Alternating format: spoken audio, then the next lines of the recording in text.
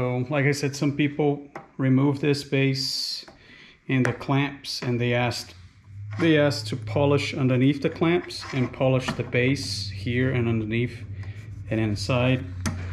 They said they have a better result, but I think it's much better now than when I bought it. I don't have any issue moving it around.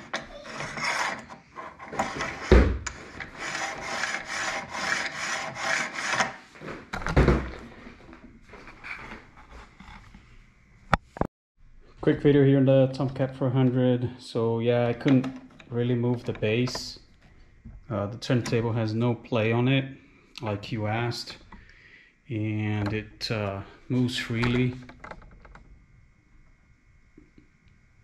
I think it's a ball bearing base as well, so it's pretty sturdy, and I don't notice any play at all from this base. Now the clamps, like I said, were my main complaint. If you undo the screws on the bottom, you can see that the bottom of the clamps are the main issue. But with time, this, it grabs less.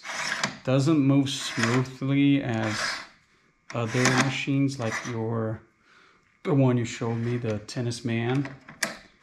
But it is definitely much better now, and it has the gravity clamps as well.